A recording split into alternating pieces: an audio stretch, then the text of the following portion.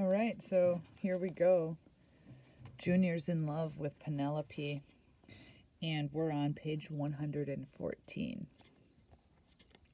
Today's shout out goes to Noor.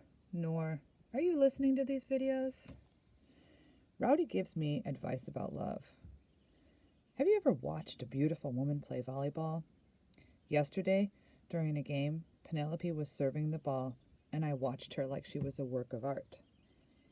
She was wearing a white shirt and white shorts, and I could see the outlines of her white bra and white panties. Her skin was pale white, milky white, cloud white. So she was all white on white on white, like the most perfect kind of vanilla dessert cake you've ever seen. I wanted to be her chocolate topping.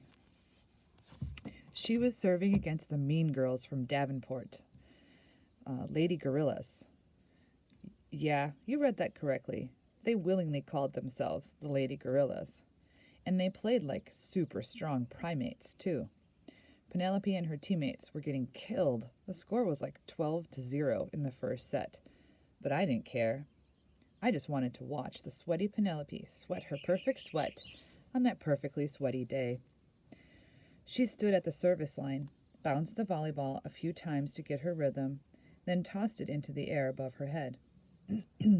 She tracked the ball with her blue eyes, just watched it intensely, like that volleyball mattered more than anything else in the world.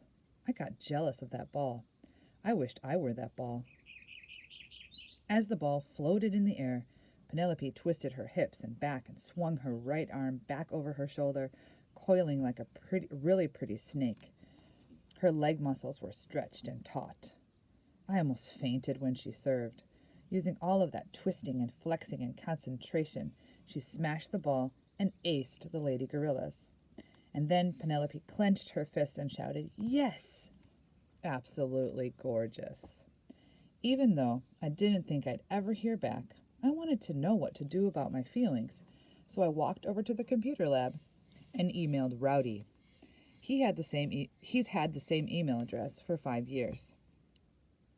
"Hey Rowdy," I wrote, "I'm in love with a white girl. What should I do?" A few minutes later, Rowdy wrote back. "Hey asshole," Rowdy wrote back. "I'm sick of Indian guys who treat white women like bowling trophies. Get a life." Well, that didn't do me any good, so I asked Gordy what I should do about Penelope. "I'm an Indian boy," I said. "How can I get a white girl to love me?" "Let me do some research on that," Gordy said. A few days later, he gave me a brief report. "Hey, Arnold," he said. I looked up "in love with a white girl" on Google and found an article about that white girl named Cynthia who disappeared in Mexico last summer. You remember how her face was all over the papers and everybody said it was such a sad thing? "I kind of remember," I said. Well, this article said that over 200 Mexican girls have disappeared in the last 3 years in that same part of the country. And nobody says much about that. And that's racist. The guy who wrote the article says people care more about beautiful white girls than they do about everybody else on the planet. White girls are privileged. They're damsels in distress.